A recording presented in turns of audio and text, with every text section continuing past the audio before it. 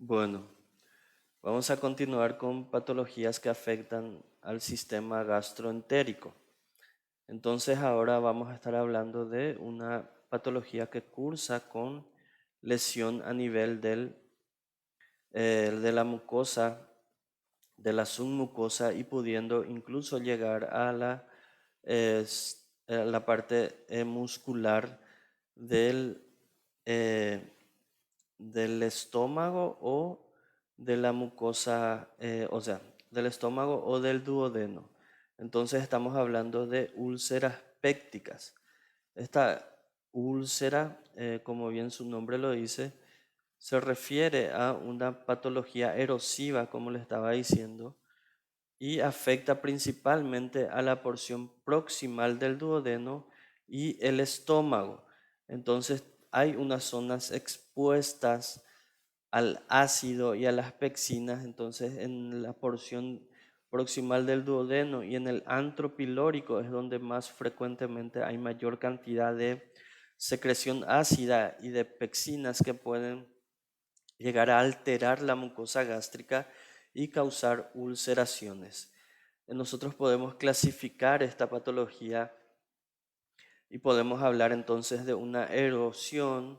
La erosión son lesiones menores, incluso a 5 milímetros de tamaño, y podemos ver que estas lesiones, al hablar de una erosión, son superficiales, son redondeadas y eh, pueden tener un poco un margen sobre elevado y el fondo suele ser rojo o pardo. Entonces estas erosiones son menores a 5 milímetros. Histológicamente vamos a estar hablando de una pérdida de sustancia limitada a la mucosa. Podemos encontrar restos necróticos, fibrina, neutrófilos, incluso hematíes con un infiltrado de polimorfonucleares en la periferia de esta lesión, pero estas erosiones se curan totalmente sin dejar cicatriz. Cuando hablamos de úlceras, las úlceras nosotros ya vamos a ver que hay una pérdida de la sustancia que sobrepasa la submucosa y en ocasiones llega incluso hasta la capa muscular. Podemos hablar de úlcera aguda. Las úlceras agudas son lesiones únicas o múltiples que tienen un aspecto similar pero de mayor tamaño que las erosiones. Entonces, si hablamos de histología de esta lesión, nosotros vamos a ver que son más profundas que las erosiones, se extienden incluso hasta la muscularis mucosae, y en el fondo de la úlcera nosotros también podemos encontrar tejido de granulación con una escasa reacción fibroblástica. En cuanto a la úlcera crónica, nosotros vamos a hablar de esa úlcera eh, de manera crónica cuando encontramos la existencia de fibrosis en la base que va a determinar la cicatrización de esa zona. Entonces, estas úlceras histológicamente penetran la mucosa, la submucosa y en mayor o menor grado incluso la capa muscular de la mucosa. Entonces, nosotros podemos hablar que tiene 4 capas muy características: una capa superficial de exudado fibrino leucocitario, una capa de tejido necrótico eosinófilo, una capa de tejido de granulación que es muy vascularizado, que vamos a encontrar fibroblastos y abundantes células inflamatorias. Entonces, por último, vamos a encontrar una capa de fibrosis de grosor muy variable.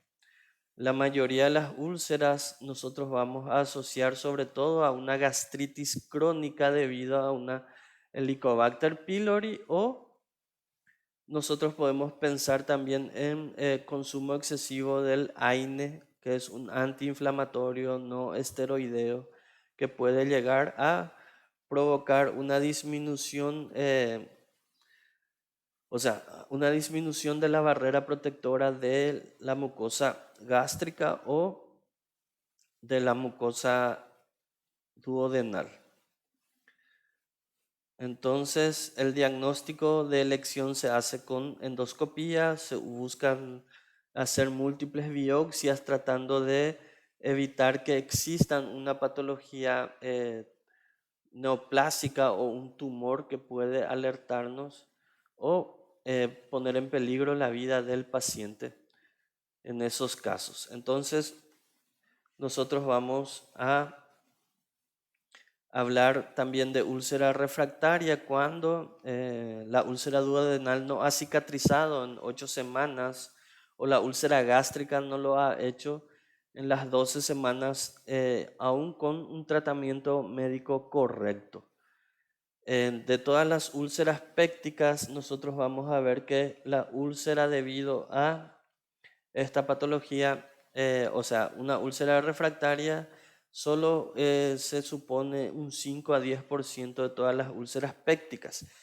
Entonces, esta refractariedad está muy acompañada al mal cumplimiento del tratamiento, al Helicobacter pylori, al consumo continuado de AINES, a un estado de hipersecreción gástrica o incluso nosotros podemos ver que esta patología puede deberse a un diagnóstico erróneo cuando nosotros tenemos un tumor metastásico que está causando esta patología en nuestro paciente o cuando vemos que el paciente cursa, como les estaba diciendo, con una ulceración debido a otra patología de base que puede ser la enfermedad de Crohn, puede ser a una amiloidosis o a una sarcoidosis. La recurrencia ulcerosa péptica sobre todo ocurre debido a una recidiva muy frecuente, ulcerosa o especialmente grave. Nosotros vamos a encontrar factores de riesgo para esta recurrencia ulcerosa, serían las úlceras refractarias, el tabaquismo o la necesidad que tiene el paciente de un tratamiento continuo con un fármaco antiinflamatorio no esteroideo, unas úlceras gigantes o pacientes que han tenido incluso una complicación previa ulcerosa. Entonces, en ancianos y en pacientes con enfermedades asociadas graves, nosotros podemos pensar en la recurrencia de esta úlcera péptica. Entonces, nosotros vamos a tener unos patrones fijados para indicar el tratamiento antisecretor. Entonces, si existe un factor de riesgo de la recidiva de esa úlcera, vamos a estar dando inhibidores de la bomba de protones al paciente hasta confirmar también la erradicación del Helicobacter pylori. Si existe el factor de riesgo de recidiva ulcerosa y no se logra erradicar la Helicobacter pylori, también vamos a seguir con el tratamiento. Y si existen factores de riesgo en pacientes con Helicobacter pylori negativo, también vamos a estar indicando el tratamiento de nuestra úlcera péptica. Entonces, las úlceras pépticas nosotros vamos a ver que tienen un cuadro clínico común que es el dolor abdominal. El dolor abdominal se halla preferentemente en la zona del epigastrio y se suele describir como un ardor, un dolor corrosivo o una sensación de hambre dolorosa. Entonces el dolor suele presentar un ritmo horario que se relaciona con la ingesta alimentaria. Raras veces aparece este dolor o sea, antes del desayuno, en el ayuno, sino que suele aparecer el dolor entre 1 a 3 horas después de las comidas y cede este dolor con la ingesta de alimentos o con la ingesta de alcalinos. Puede haber más del 50% de pacientes, llegando incluso a un 90% de que nos hablan de un dolor nocturno.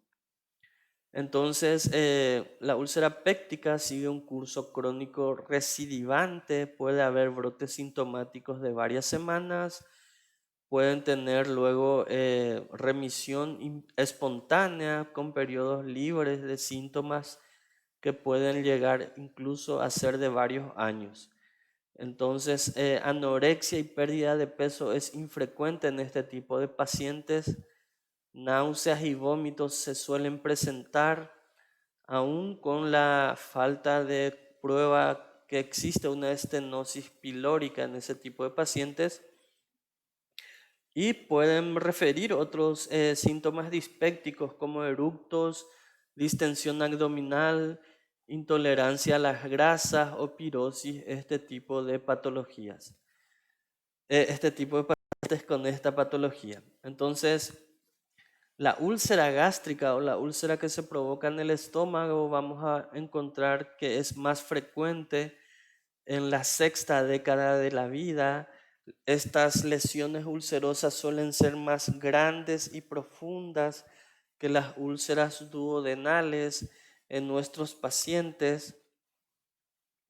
Entonces nosotros vamos también a ver que la localización frecuente es en la curvatura menor, sobre todo en el antro pilórico y también en el píloro mismo. O sea, el factor etiológico de esta patología vamos a ver que es el Helicobacter pylori en más del 60% de pacientes. También vamos a ver que se asocia con el consumo masivo de AINES. Entonces es idiopática en un 10% de pacientes o se presenta como una manifestación de un cáncer gástrico en menor proporción. La clínica, estamos hablando de un dolor epigástrico que es inmediatamente postprandial, y el dolor es menos característico que en úlceras duodenales. Puede llegar incluso a ser asintomático en un 30% de los pacientes. Se asocia con vómitos, sobre todo si ya existe una estenosis pilórica que cause una obstrucción, y se asocia a gastritis cuando hay una infección por la bacteria Helicobacter pylori. La epidemiología, vamos a ver que la prevalencia es del 10%. Entonces, tiene una historia natural. Ahora estamos hablando de la úlcera duodenal.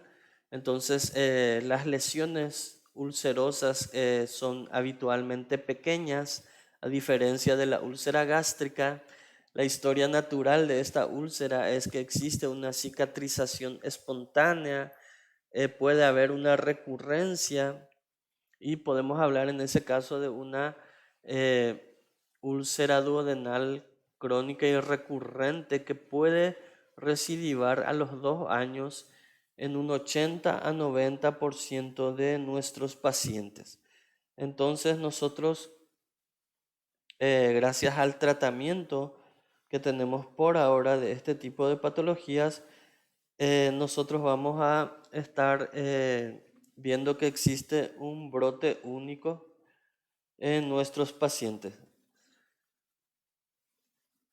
La úlcera duodenal tiene varios factores etiológicos como el Helicobacter pylori. Vamos a ver que aunque encontremos que el 90-95% de los pacientes están infectados con esta bacteria, puede que no lleguen a desarrollar esa úlcera duodenal. Entonces debemos buscar otros factores como que esa patología esté asociado al consumo de AINES o esté asociado a alteraciones en el nivel de gastrina, a un vaciamiento gástrico acelerado o incluso a factores genéticos en un 20 a 50% de los pacientes. El tabaco también aumenta la incidencia de úlcera duodenal, empeora la cicatrización de las úlceras y favorece las recurrencias. Entonces hay mayor incidencia en enfermedades graves como una cirrosis hepática, una enfermedad pulmonar obstructiva crónica, una insuficiencia renal crónica, pacientes que cursan con alguna lesión tumoral que necesiten radioterapia o quimioterapia. La mayoría de las úlceras duodenales se localizan en la primera porción del duodeno, o sea, en la porción proximal, y la clínica se manifiesta como un dolor epigástrico que aparece 1 hora y media a 3 horas después de las comidas y que se alivia también con los alimentos o con antiácidos y antisecretores.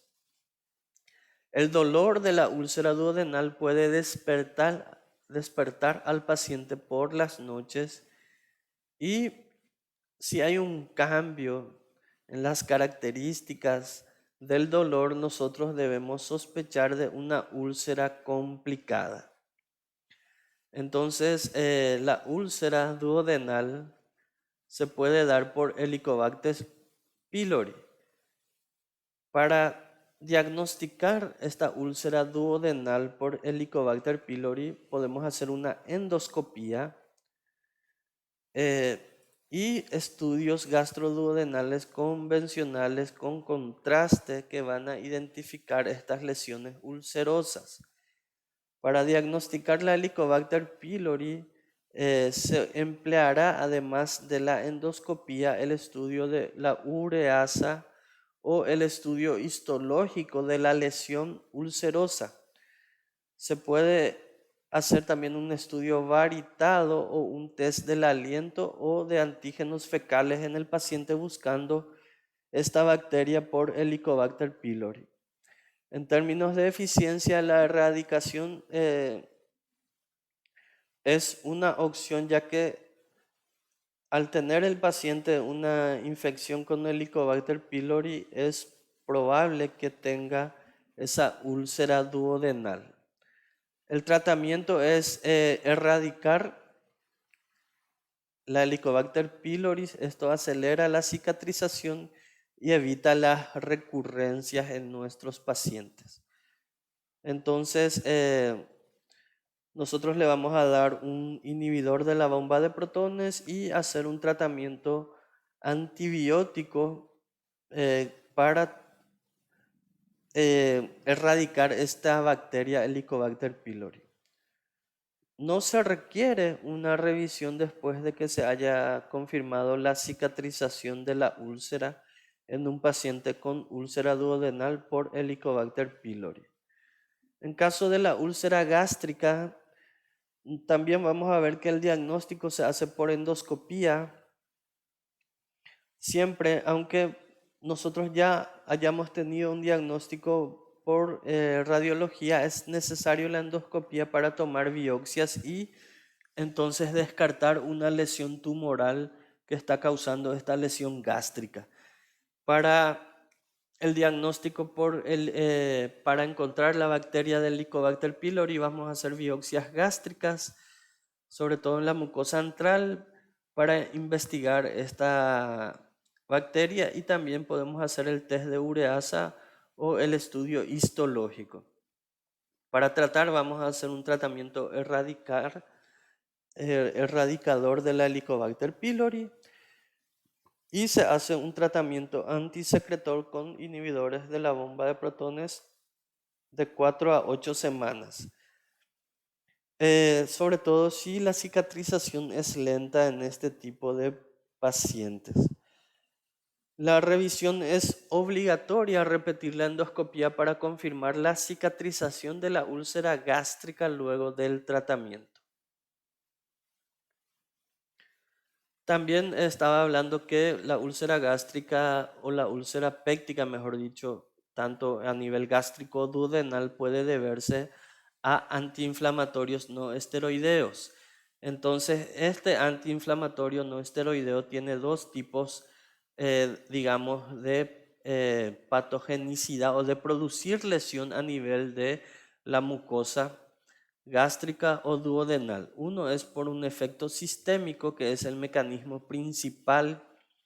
Entonces esto incluso si el paciente digamos que consuma el AINE como supositorio o como de manera dérmica o parenteral, este fármaco va a producir la inhibición de la ciclooxigenasa tipo 1. Entonces, esta ciclooxigenasa tipo 1, al ser inhibido, va a evitar la producción de prostaglandinas. Y las prostaglandinas sirven para proteger la mucosa gástrica, sobre todo, ya que nos ayuda a formar el mucus.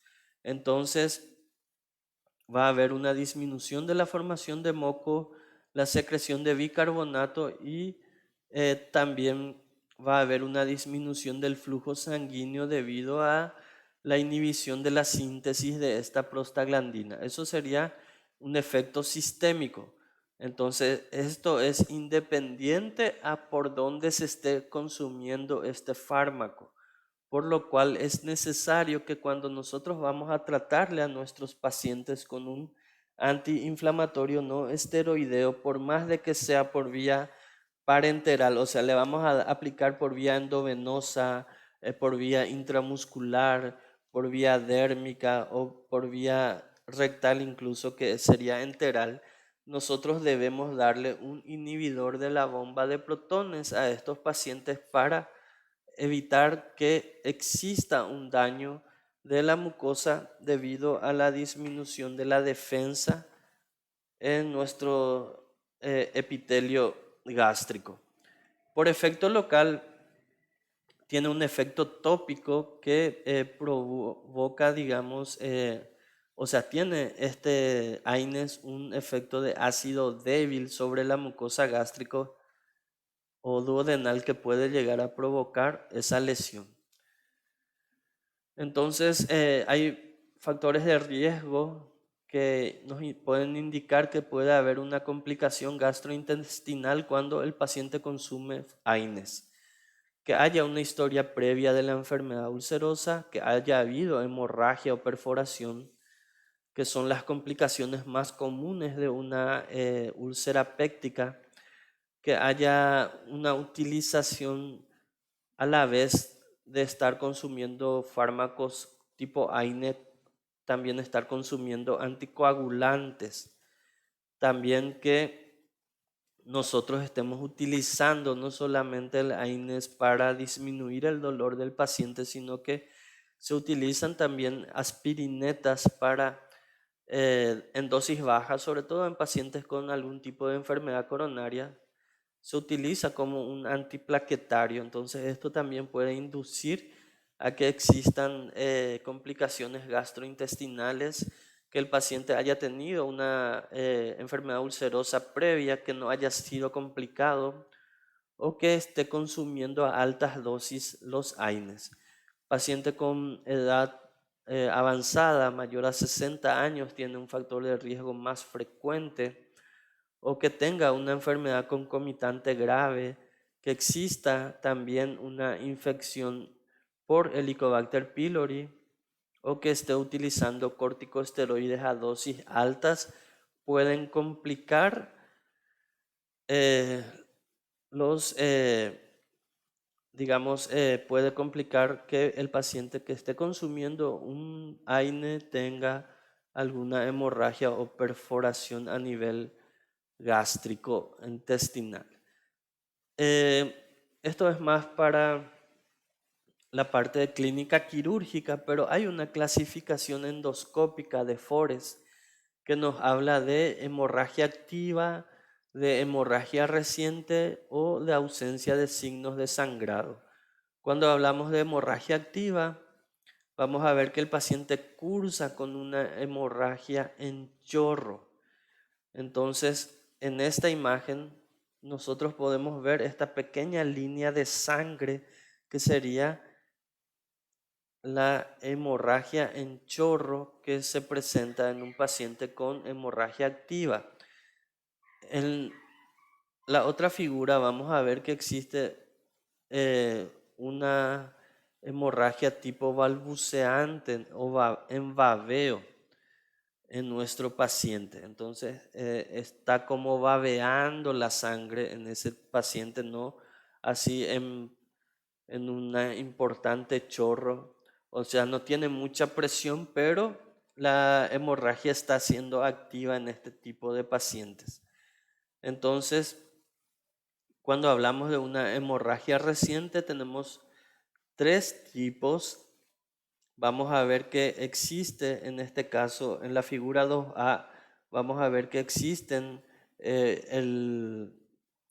la presencia a la vista del vaso sanguíneo es visible. En el tipo 2B vamos a ver que existe un coágulo adherido a ese vaso sanguíneo que lo esconde, ¿verdad? Pero que nos indica que ha existido una hemorragia reciente.